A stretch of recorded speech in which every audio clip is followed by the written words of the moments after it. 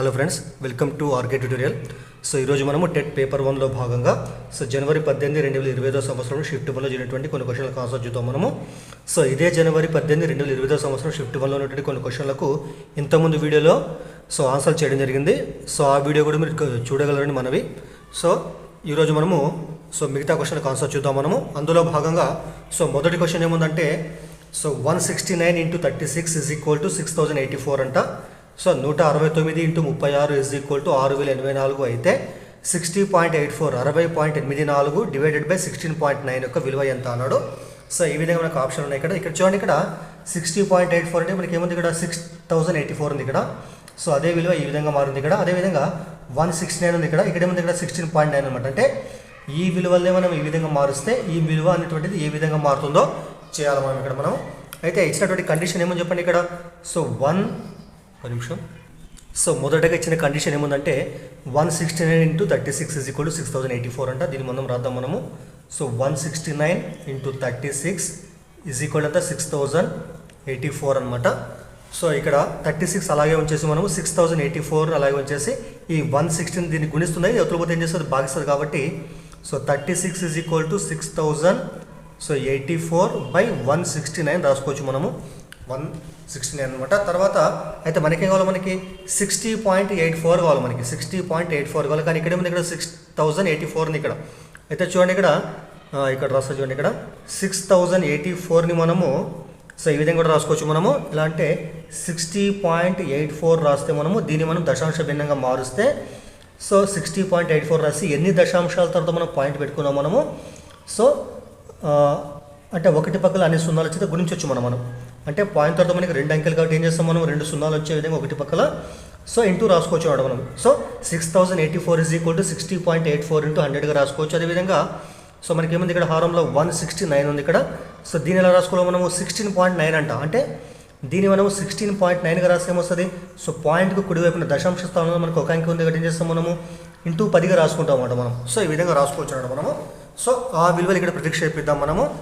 36 = 6084 అంటే దేనికి సమానం చెప్పండి, అది 60.84 × 100కి సమానం. కాబట్టి 60.84 × 100గా రాసుకోవచ్చు. బై ఇక్కడ 169 ఉంది, ఇక్కడ దాన్ని రాసుకుంటాం మనము 16.9 × 10గా రాసుకోవచ్చు అన్నమాట మనం. 10గా రాసుకోవచ్చు. అయితే చూడండి, ఇక్కడ 110 ఉంది, ఇక్కడ 2 క్యాన్సిల్ చేసుకుందాం మనం. 10 × 10 10 బదులు 100 అనమాట. నెక్స్ట్ 60.84 × 10 ఉంది.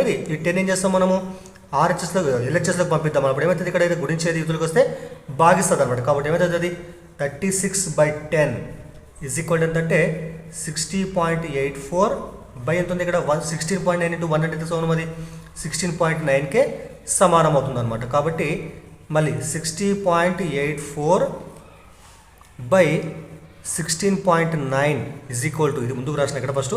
ఇక్కడ ఏముంది, ఇక్కడ 36/10 ఉంది ఇక్కడ. ఎప్పుడైనా గుర్తుపెట్టుకోండి, ఏదైనా విలువకు హారంలో ఒకటి పక్కల సున్నాలు ఉన్నట్లయితే దాన్ని మనం దశాంశ భిన్నంగా ఈజీగా మార్చవచ్చు మనము. అయితే ఇక్కడ ఏముంది, 36/10 ఉంది కాబట్టి ఏం చేస్తాం మనము, దీన్ని దశాంశ భిన్నంగా మార్చాలంటే మనము ఒక అంకె తర్వాత పాయింట్ పెట్టుకుంటాం మనం. ఎందుకంటే ఒకటి పక్కల ఎన్ని సున్నాలు ఉంటే అన్ని అంకెలతో పాయింట్ పెట్టుకుంటాం మనం. కాబట్టి ఎంత సమానం ఇది, 3.66 సమానం అవుతుంది. కాబట్టి 60.84/16.9 సమానం అంటే 3.6కి సమానం అవుతుంది. కాబట్టి ఇచ్చినటువంటి ఆప్షన్లలో ఫస్ట్ ఆప్షన్ కరెక్ట్ ఆన్సర్ అవుతుంది అనమాట. దయచేసి వీడియో నచ్చితే లైక్ చేయండి, అదేవిధంగా షేర్ చేయండి. సెకండ్ క్వశ్చన్ చూడండి, ఇక్కడ సెకండ్ ఏముందంటే A × B - C + B × C - A + C × A - B = ఎంత అన్నాడు. ఇవి మనకి ఇచ్చినటువంటి ఆప్షన్ అనమాట. అయితే వీటిని ఫస్ట్ సూక్ష్మీకరణ చేద్దాం మనము. ఇచ్చినటువంటి క్వశ్చన్ ఏముందంటే A × B - C + B × C - A + C × A - B అనమాట. దిస్ ఈజ్ ఈక్వల్ టు, దీన్ని గుణిస్తే ఏతోన ఇక్కడ బ్రాకెట్లో ఏది ఉందో దాన్ని గుణించాలంట మనం. A × B, AB, ఇక్కడ మైనస్ ఉందా, minus A × C AC plus ఇక్కడ B × ఈ మొత్తం విలువ B × C BC, మైనస్ ఉందా, minus, plus into minus minus అవుతుంది.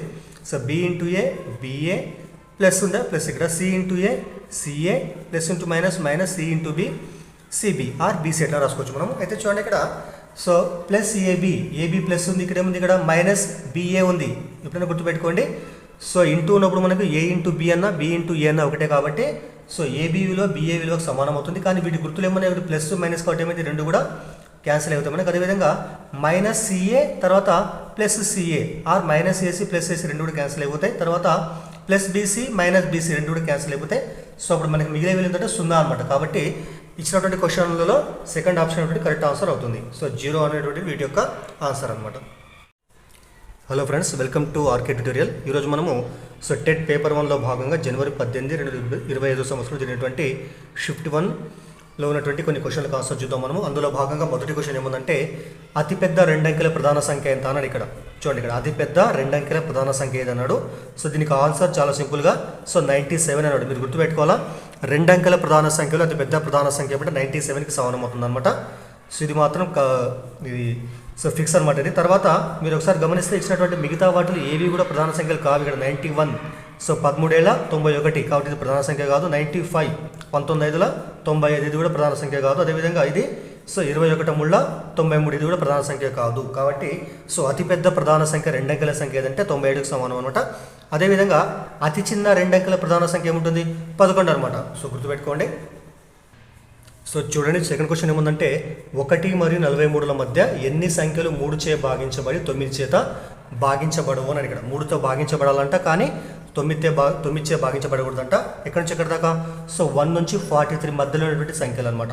సో అంటే 1 నుంచి 43 మధ్యలో 3 చే భాగించబడే సంఖ్యలు ఏం చేస్తాం మనము 3 యొక్క గుణిజాలు మొత్తం తీసుకుంటాం అనమాట. అంటే 3 ఎకంలో వచ్చేటువంటి విలువలన్నీ కూడా తీసుకుంటాం మనం. అలా విలువలు ఏం చెప్పండి. సో 3, 6, 9, 12, 15, 18, 21, తర్వాత 24, తర్వాత సో 27, 30, తర్వాత 33, 36, 39, తర్వాత 42. ఎందుకంటే మనకు సో 1 to 43 మధ్యలో కావాలి కాబట్టి మనం ఇవన్నీ తీసుకున్నాం మనము. సో వీటి సంఖ్య ఏంటంటే 1, 2, 3, 4, 5, 6, 7, 8, 9, 10, 11, 12, 13, 14 ఉన్నాయి మొత్తము. సో 14 అనమాట. దీంట్లో మళ్ళీ ఏం కావాలి మనకి, ఇవన్నీ 3 చే భాగించబడతాయి, కానీ ఏం కావాలంటే మనకు 9 చే భాగించబడకూడదంట. 9తో భాగించబడమంటే అర్థమైంది ఇక్కడ. సో 9 కల్లో వచ్చే విలువలు ఏమన్నా ఇక్కడ ఉంటే వాటిని మనం తీసేస్తామన్నమాట మనం. సో 9 కల్లో 9 వస్తుంది, 9, 2, 18, 9, 27, 9, 36. సో 1, 2, 3, 4 ఈ 4 విలువలు తీసేస్తే సో మిగతా ఏవైతే ఉంటాయో అవి 3 చేత భాగించబడతాయి, 9 చేత భాగించబడవు. సో వాటి సంఖ్య ఎంతంటే మొత్తం మనకు కూడా సో 10 ఉన్నాయి. ఇక్కడ 1, 2, 3 10 చేస్తే మనం మొత్తం 10 ఉన్నాయి కాబట్టి so third option correct answer అవుతుంది అనమాట. సో దయచేసి వీడియో నచ్చితే లైక్ చేయండి, అదేవిధంగా షేర్ చేయండి.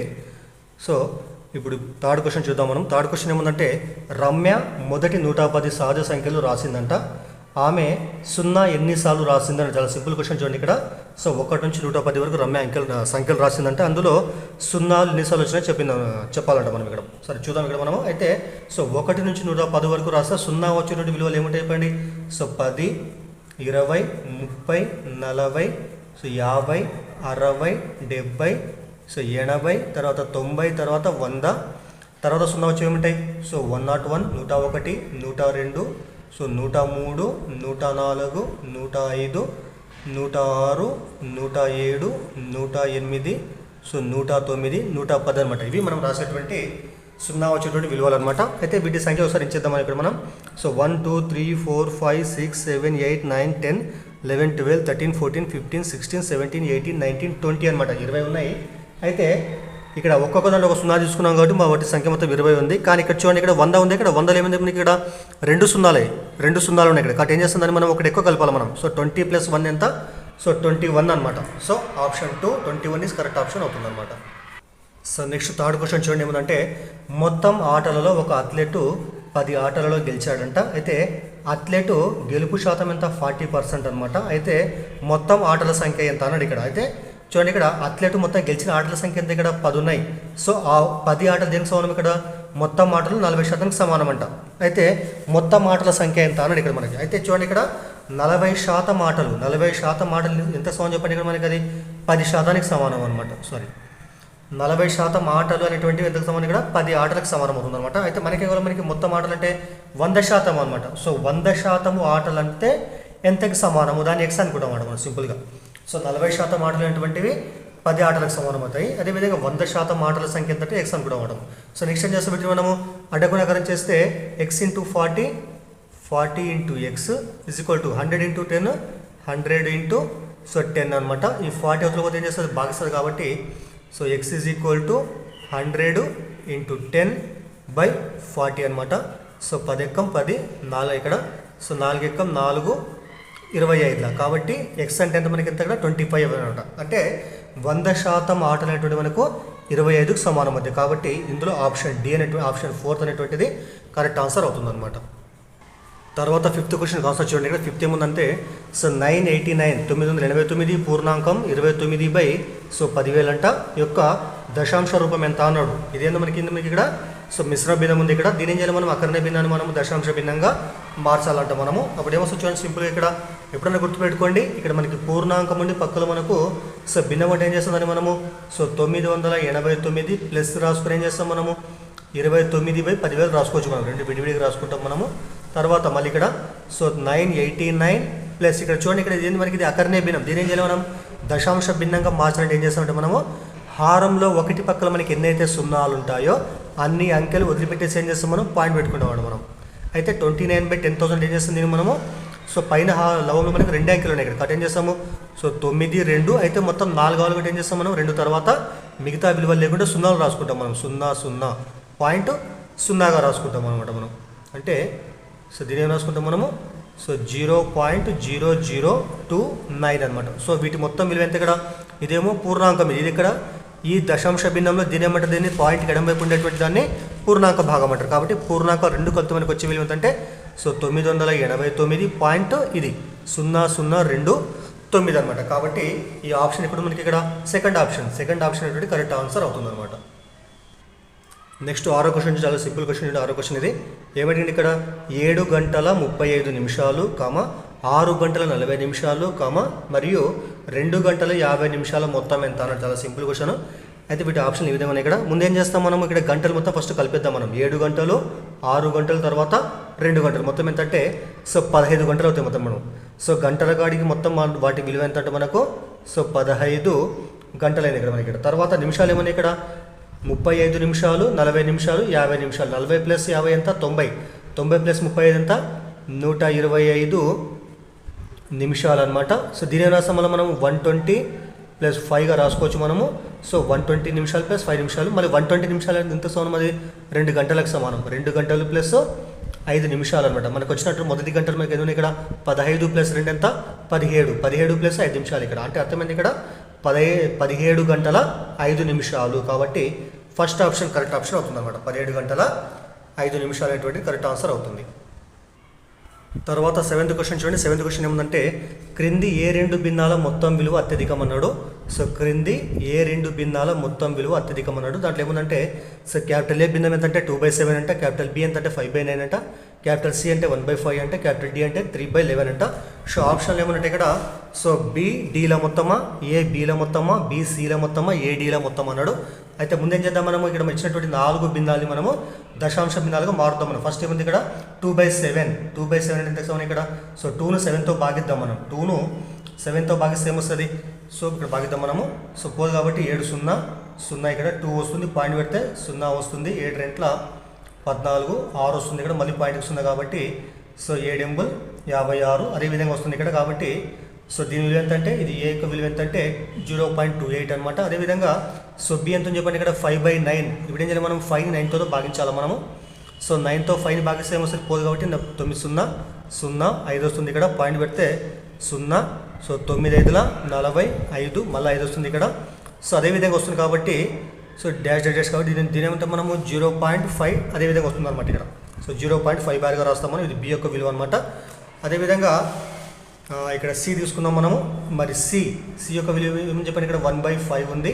సో దీన్ని ఒకటిని ఎత్తో భాగిస్తే ఏమొస్తుంది సో పోదు కాబట్టి 5 0 ఇక్కడ 1 వస్తుంది పాయింట్ పెడితే 0 5 రెంట్ల 10. ఇది అంతమే దశాంశ భిన్నం కాబట్టి వీటి యొక్క విలువ 0.2కి సమానం అనమాట. అదేవిధంగా సో డి విలువ తీసుకుంటే డి ఏముంది ఇక్కడ 3/11 అనమాట. ఇప్పుడు కూడా 11 3ను భాగిస్తే ఏమొస్తుంది 11 0 0 3 ఉంటుంది ఇక్కడ పాయింట్ పెడితే 0. సో 11 రెంట్ల 22 మళ్ళీ 8 వస్తుంది ఇక్కడ మళ్ళీ పాయింట్కి 0 11 ఏళ్ళ సో 77 అదేవిధంగా వస్తుంది అనమాట ఇక్కడ. దీని యొక్క విలువ ఎంత 0.27 అనమాట. అయితే చూడండి ఇక్కడ మీకు ఏమి ఇచ్చింది ఇక్కడ సో ఏ యొక్క విలువ ఎంత అంటే 0.28 అనమాట. సో అదేవిధంగా బి విలువ ఎంత అంటే 0.5కి సమానం అనమాట. సి ఎంత చెప్పండి ఇక్కడ 0.2కి సమానము, డి ఎంత అంటే 0.27 అనమాట. ఈ అన్ని విలువలో పెద్ద విలువలు ఏముందంటే ఫస్ట్ 0.5 ఇక్కడ ఈ బి విలువ పెద్దది, సెకండ్ పెద్ద విలువ ఏమంటే 0.28 పెద్దది, ఎందుకంటే 0.27 కంటే 0.28 పెద్దది. సో 0.27 కంటే 0.2 చిన్నది అనమాట ఇక్కడ, కాబట్టి 0.28 పెద్దది ఇక్కడ. అంటే సో ఏ విలువ బి విలువ రెండు పెద్ద విలువలు కలిపితే మనకు వచ్చే విలువ ఏమవుతుంది, అన్నిటికంటే పెద్ద విలువ. కాబట్టి సెకండ్ ఆప్షన్ అటువంటిది A and B correct option అవుతుంది అనమాట. తర్వాత 8th క్వశ్చన్ చూడండి. 8th క్వశ్చన్ ఏముందంటే సో -0.75 ప్లస్ ఇక్కడ -0.5 ఇంటూ 2 పూర్ణాంకం 2/5 ఈ మొత్తాన్ని ఏం చేయాలి మనము డివైడెడ్ బై 2/5 అంట. ఈ మొత్తాన్ని ఏం చేయాలి మనం 2/5 భాగించాలంట మనము. అయితే మొదటగా మనకి పెద్ద బ్రాకెట్ ఉంది ఇక్కడ, వాటిని సూక్ష్మీకరణ చేద్దాం మనం. ఈ బ్రాకెట్లో కూడా మళ్ళీ బ్రాకెట్ కాబట్టి ఇక్కడ దీని ముందు సూక్ష్మీకరిద్దాం మనం. ఇది అదే విధంగా రాద్దాము. సో -0.75 ప్లస్ ఇక్కడ చూడండి ఇక్కడ -0.5 ఇంటూ దీని ఏం చేద్దాం మనం, ఇది మనకు మిశ్రమ భిన్నం, దీని చేద్దాం మనము అకర్ణ భిన్నంగా మారుద్దాం మనం. 2 × 10, 10 + 2 ఎంత 12, 12/5 అనమాట. 12/5 డివైడెడ్ బై ఎంత చెప్పండి ఇక్కడ 2/5. సో తర్వాత సో మళ్ళీ సో -0.75 ప్లస్ ఇక్కడ చూడండి ఇక్కడ హారంలో 5, ఇక్కడ 5 ఉంది ఇక్కడ. సో కాబట్టి 5 ఎకం క్యాన్సల్. ఇక్కడ అప్పుడు మనకు వచ్చే విలువ ఎంతంటే సో -0.1 ఉంటుంది ఇక్కడ. ఇంటూ ఎంత చెప్పండి ఇక్కడ సో 12 ఉంది. సో డివైడెడ్ బై ఎంత అంటే 2/5 అనమాట. తర్వాత మళ్ళీ -0.75 ప్లస్ ఇక్కడ చూడండి ఇక్కడ -0.1 ఇంటూ 12 ఏమొస్తుంది, సో ఎంత వస్తుందంటే ఇక్కడ -1.2 వస్తుంది అనమాట. ఇది -1.2 వస్తుంది మొత్తాన్ని గుణిస్తే. డివైడ్ బై ఎంత ఉంది మీ ఇక్కడ సో 2/5. మళ్ళీ తర్వాత -0.75 ప్లస్ ఇక్కడ చూడండి ఇక్కడ -1.2 ఇక్కడ భాగారం గుర్తుంది ఇక్కడ, దాని చేస్తే మనం ఇంటూగా రాస్తే ఏమొస్తుంది, ఇంటూ రాస్తే ఈ భిన్నాన్ని చేయలేమని తిప్పి రాసుకుంటాం మనం, 5/2గా రాసుకోవచ్చు మనం. తర్వాత -0.75 ప్లస్ -0.75 ప్లస్ ఇక్కడ చూడండి ఇక్కడ మళ్ళీ క్యాన్సల్ చేద్దాం. ఇక్కడ 2 ఎకం 2 పోదు కాబట్టి 2 0 0 2 6 ఈ మొత్తం ఇక్కడ ఎంత అవుతుంది మనకి -0.66 సమానం ఇంటూ 5 అనమాట. తర్వాత -0.75 ప్లస్ ఈ రెండు గుణిస్తే ఏమొస్తుంది మనకి ప్లస్ ఇంటూ మైనస్ అవుతుంది ఇక్కడ. -0.6 ఇంటూ 5 ఎంత 3.0 వస్తుంది అనమాట. కాబట్టి రెండు కలిపితే మనకు వచ్చే విలువ ఎంతంటే -0.75 -3.0 యొక్క విలువ ఎంతంటే -3.75 సమానం అవుతుంది. కలపాలి రెండు కూడా మనం. సో ఇది పూర్ణాంక భాగం కాబట్టి ఏం చేస్తాం మనము -3.0 -0.75 ఈ విధంగా కలపాలి మనం. ఇక్కడ ఏం 0 తీసుకుంటాం మనము 5 7 తర్వాత పాయింట్ -3 -0 ఎంత -3 అనమాట. కాబట్టి -3.75 సమానం అవుతుంది. కాబట్టి ఇచ్చినటువంటి దాంట్లో మనకు సో మూడో ఆప్షన్ కరెక్ట్ ఆప్షన్ అవుతుంది అనమాట.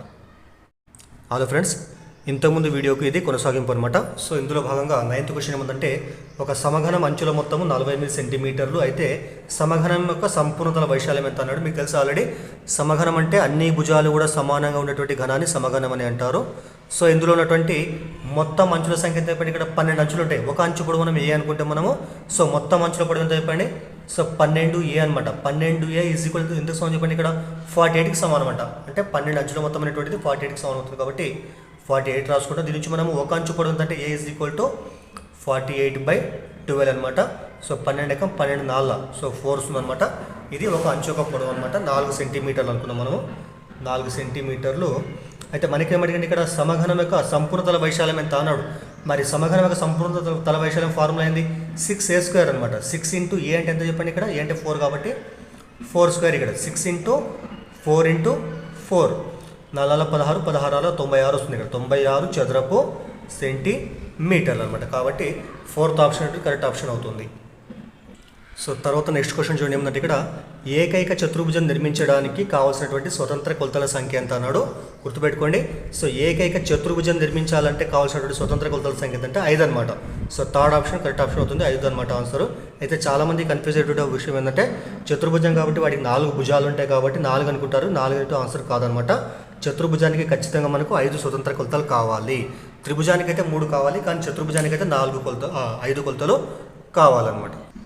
సో తర్వాత నెక్స్ట్ క్వశ్చన్ చూడండి ఏముంది ఇక్కడ. ఒక చతురస్రం యొక్క భుజం పొడవు 4 సెంటీమీటర్లు అంట. చతురస్రం యొక్క భుజం పొడవు 4 సెంటీమీటర్లు అయితే దాని కర్ణాల పొడవులో లబ్ధం ఎంత అన్నాడు. ఇప్పుడు చూడండి ఇక్కడ చతురస్రం అంటే మీకు తెలుసు ఆల్రెడీ. చతురస్రం అనేటువంటిది మనకి ఈ విధంగా ఉంటుంది. చతురస్రంలో అన్ని భుజాలు కూడా సమానంగా ఉంటాయి. సో దీని యొక్క భుజం పొడవు ఏ అనుకుంటే మనం ఏ ఏ ఏ ఏ ఇక్కడ అన్ని కూడా భుజాలు సమానం ఉంటాయి. అదేవిధంగా కర్ణాలు కూడా సమానంగా ఉంటాయి. ఈ కర్ణాలు ఎంతైతే ఉంటుందో ఈ కర్ణాలు కూడా 2 కర్ణాలు సమానం ఉంటాయి అనమాట. అయితే ఒకసారి చూడండి ఇక్కడ ఒక కర్ణం తీసుకుందాం మనము. ఇక్కడ కోణం ఎంత మనకి 9 డిగ్రీల కోణం అనమాట. సో వీటి యొక్క భుజాలు దీని పక్కన పెట్టేస్తే మనము ఇది ఒక లంబకోణ త్రిభుజం అనమాట. లంబకోణ త్రిభుజంలో పైథాగరస్ సిద్ధాంతం ప్రకారం ఏంది. సో లంబకోణ త్రిభుజంలో కర్ణం యొక్క వర్గము మిగిలిన 2 భుజాల వర్గాల మొత్తానికి సమానం కాబట్టి సో అప్పుడు మనకు వచ్చేటువంటి ఈ యొక్క కర్ణం పొడవు ఎంత అంటే సో a√2 అనమాట. సో ఒక కర్ణం పొడవు ఏంటంటే a√2 అనమాట. అదేవిధంగా మరో కర్ణం పొడవు ఎంత a√2 అనమాట.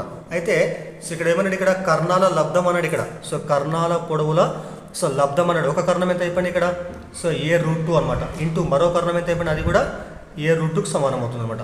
మరి a√2 ఇంటూ a√2 ఎంత అయిపోయింది a ఇంటూ a ఎలా పెట్టేద్దాం మనం a ఇంటూ a అనమాట. సో అదేవిధంగా √2 ఇంటూ √2 ఎంత అయిపోయింది ఒక 2 వస్తుంది అనమాట. అయితే మనకు ఇక్కడ ఏ అంటే ఏంది ఇక్కడ చతురస్రం యొక్క భుజం పొడవు కాబట్టి మనకి లెక్క ప్రకారము ఇచ్చినటువంటి చతురస్ర భుజం పొడవు మనకి ఎంత ఉంది ఇక్కడ 4 సెంటీమీటర్స్ ఇక్కడ. కాబట్టి ఏ అంటే 4 రాస్తాం మనము. కాబట్టి సో 4 ఇంటూ 2 అనమాట. 4 16 16 అంటే 32 అనమాట. కాబట్టి 4th ఆప్షన్ 32 అనేది కరెక్ట్ ఆప్షన్ అవుతుంది అనమాట. తర్వాత నెక్స్ట్ క్వశ్చన్ చూడండి ఏముందంటే ఇక్కడ ఒక త్రిభుజం యొక్క భుజాలు 7 సెంటీమీటర్లు 24 సెంటీమీటర్లు మరియు 25 సెంటీమీటర్లు అయితే త్రిభుజ వైశాల్యం ఎంత అన్నాడు. ఎప్పుడైనా చూసి గుర్తుపెట్టుకోండి ఇక్కడ మనకి ఇచ్చిన కొలతలు ఏమంటే 7 సెంటీమీటర్లు 24 సెంటీమీటర్లు 25 సెంటీమీటర్లు అనమాట. ఈ 3 కొలతలు కూడా ఖచ్చితంగా మనకు లంబకోణ త్రిభుజం యొక్క భుజాల పొడవులకు సమానం అవుతాయి. ఎందుకంటే దీని యొక్క పొడవు 25 తీసుకున్నాము, దీని యొక్క 24, దీని యొక్క పొడవు 7 తీసుకుంటే మనము ఇవి పైథాగరస్ సిద్ధాంతం ప్రకారం కర్ణం యొక్క వర్గం అనేటువంటిది మిగిలిన భుజాల వర్గాల మొత్తానికి సమానం అవుతుంది అనమాట. కాబట్టి 7, 24, 25 ఈ 3 కూడా లంబకోణ త్రిభుజానికి కర్ణాలు అవుతాయి. అయితే మనం లంబకోణ త్రిభుజం తీసుకున్నప్పుడు లంబకోణ త్రిభుజం యొక్క సో వైశాల్యం ఏం చెప్పండి హాఫ్ ఇంటూ సో భూమి ఇంటూ ఎత్తు అనమాట. అయితే లంబకోణ త్రిభుజం కాబట్టి మనం ప్రత్యేకంగా మళ్ళీ మనం ఎత్తు తీసుకోవాల్సిన అవసరం లేదు. ఇక్కడ మనకి ఏదైతే లంబం ఉంటుందో అదే ఎత్తుగా తీసుకుంటాం అన్నమాట మనం. కాబట్టి సో హాఫ్ ఇంటూ బి అంటే ఎంత అయిపోయింది ఇక్కడ 7, తర్వాత హెచ్ అంటే ఎంత 24 అనమాట. సో క్యాన్సల్ చేస్తే 7 × 7 7 × 7 12 అనమాట. సో అప్పుడు మనకి మిగిలిన విలువ ఎంత ఇక్కడ 7 × 12 12 ఎంత అయిపోయింది 84 సో చదరపు సెంటీమీటర్లు అనమాట. కాబట్టి ఫస్ట్ ఆప్షన్ 84 అనేటువంటి కరెక్ట్ ఆన్సర్ అవుతుంది అనమాట. సో తర్వాత నెక్స్ట్ క్వశ్చన్ చూడండి ఏమిటి ఇక్కడ ఒక విద్యార్థి ఒక పరీక్షలో 144 మార్కులు సాధించి 48% మార్కులతో ఉత్తీర్ణుడయ్యాడు. అయితే పరీక్ష యొక్క మొత్తం మార్కులు ఎంత ఇక్కడ చూడండి ఇక్కడ 48% వస్తే వాళ్ళకు విద్యార్థి యొక్క మార్కులు చెప్పండి ఇక్కడ 144 మార్క్స్ అన్నాడు. అయితే మనకేం కావాలి మనకు 100% వచ్చేటప్పుడు మార్కులు ఏంటి అన్నాడు. చాలా సింపుల్ క్వశ్చన్ చూడండి ఇక్కడ రాద్దాం మనము. 48% ఈజ్ ఈక్వల్ ఎంత సమానం మనకి ఇది 144కి సమానం అనమాట. 48% మనకంటే 144కి సమానం అంటే మనకేం కావాలి మనకి 100% కావాలి మనకి. 100% అంటే సో ఎంత అంటే ఎక్స్ అనుకుందాం మనం. సో మళ్ళీ క్రాస్ మల్టిప్లై చేస్తే ఎక్స్ ఈజ్ ఈక్వల్ ఎంత వస్తుంది ఈ రెండు గుణించాలా 144 × 100 సో బై ఎంత అంటే 48 అనమాట. క్యాన్సల్ చేద్దాం మరి మనం 4 ఎక్కం తీసుకుందాం మనము. సో 4 ఎక్కం 4 రెంట్ల ఇక్కడ 4 మూల 12 ఇక్కడ సో 24 4 6 24 ఇక్కడ సో మళ్ళీ 12 ఎక్కం 12 3 ఇక్కడ 3 × 100 ఎంత అయిపోయింది 300 అనమాట. ఎక్స్ అంటే ఇక్కడ మొత్తం 100% మార్కులు కాబట్టి సో మొత్తం మార్కుల సంఖ్య ఎంత అంటే విలువ ఎంత అంటే 300 అనమాట. సెకండ్ ఆప్షన్ కరెక్ట్ ఆన్సర్ అవుతుంది. సో నెక్స్ట్ క్వశ్చన్ చూడండి ఏముంది ఇక్కడ రెండు సంఖ్యల కాసాగు మరియు గాసాబాలు వరుసగా 552 మరియు 3 వాటిలో ఒక సంఖ్య యొక్క మూడో వంతు 23 అంట. అయితే మరొక సంఖ్య ఎంత అన్నది మీకు తెలుసు ఆల్రెడీ కాసాగు ఇంటూ గాసాబా. సరే ఇక్కడ రాద్దాం మనము. సో కాసాగు ఎంత అంటే 552 అంట. సో గాసాబ్ ఎంత అయిపోయింది గాసాబ్ ఎంత అంటే సో 3కు సమానం అంట. అయితే ఇచ్చినటువంటి రెండు సంఖ్యలు మనము ఒకటేమో ఎక్స్ ఇంకోటేమో వై అనుకుందాం మనము. అయితే మనకేమి ఇచ్చింది ఇక్కడ సో వాటిలో ఒక సంఖ్య యొక్క మూడో వంతు ఒక సంఖ్య ఫస్ట్ ఎక్స్ తీసుకుందాం మనం. సో ఎక్స్లో మూడో వంతు ఎంత అయిపోయింది x/3 అనమాట. ఎంత సమానం చెప్పండి x/3 అనేటువంటిది 23కి సమానం అంట. ఎక్స్లో మూడో వంతు ఎంతకు 23కి సమానం కాబట్టి అప్పుడు ఎక్స్ ఎంత అయిపోయింది ఇక్కడ ఎక్స్ ఈజ్ ఈక్వల్ ఎంత అవుతుందంటే ఇది అవుతుందంటే గుణిస్తారు కాబట్టి సో 3 × 23 అనమాట. సో 3 × 23కి సమానం అవుతుంది అనమాట. అంటే సో ఎక్స్ అనేటువంటి 3 × 23కి సమానం అవుతుంది. అయితే సో మరొక సంఖ్య ఎక్స్ ఎంత అన్నాడు ఇక్కడ. అయితే మనకు తెలుసు ఆల్రెడీ సో కాసాగు ఇంటూ గాసాగా ఈజ్ కూడా అర్థమైంది ఇక్కడ రెండు సంఖ్యల సో లబ్ధం అనమాట. కాసాగు ఇంటూ గాసాబా ఈజ్ కూడా ఇక్కడ రెండు ఇచ్చినటువంటి రెండు సంఖ్యలకు లబ్ధానికి సమానం అవుతుంది. అయితే కాసాగట మీకు ఎంత చెప్పండి, ఇక్కడ 552 ఉంది. గాసాబట్ ఎంత ఉంది, ఇక్కడ 3 ఉంది. ఇక్కడ ఇచ్చిన రెండు సంఖ్యల లబ్ధం అంటే అర్థమైంది ఎక్స్ ఇంటూ వై అనమాట. మరి ఎక్స్ అంటే మీకు ఎంత ఉంది ఇక్కడ, సో 3 × 23 ఉంది ఎక్స్ యొక్క విలువ. తర్వాత వై అంటే మీకు ఏమని చెప్పండి ఇక్కడ, సో వై కనుక్కోవాలి మనం, వై ఎట్లా రాస్తాను ఇక్కడ. తర్వాత చూడండి ఇక్కడ, సో ఈ రెండు సైడ్ల మనకి ఇక్కడ 3 కామన్ కాబట్టి = అవతలతులు కాబట్టి 3 క్యాన్సిల్ చేసుకోవచ్చు మనం. దీని నుంచి వై ఏమొస్తుందో చెప్పండి. సో వై = 552 సో 23 అనమాట. 23 కాబట్టి సో నెక్స్ట్ వీటిని క్యాన్సిల్ చేస్తే ఏమొస్తుందంటే, సో 23 × 23 23 రెంట్ల 23 రెంట్లు ఎంత చెప్పండి, 46 వస్తుంది. ఇక్కడ 9 ఉంటుంది, 92 అనమాట. సో 92 ఎప్పుడు వస్తుంది, 23 4 అనమాట. కాబట్టి సో 24 వస్తుంది. సో వై యొక్క విలువ ఏంటంటే 24 అనమాట. సో మొదటి సంఖ్య ఏంటంటే 23 ముళ్ళ ఇక్కడ. సో 9 2 అంటే 63 9 వస్తుంది ఇక్కడ. ఇంకో సంఖ్య ఏంటంటే 24 అనమాట. కాబట్టి ఆప్షన్ ఏమంటే, సో థర్డ్ ఆప్షన్ 24 అంటే కరెక్ట్ ఆప్షన్ అవుతుంది అనమాట. అయితే ఈరోజు కొద్దిగా వాతావరణం సరిగా లేకపోవడం వల్ల కొద్దిగా సో వీడియోలో డిస్టర్బెన్స్ జరిగింది. కాబట్టి కొద్దిగా అంతరాయం కలిగింది, అక్కడ శబ్దాలు రావడం జరిగింది. సో దయచేసి వీడియో నచ్చితే లైక్ చేయండి, అదేవిధంగా షేర్ చేయండి. Okay, thank you.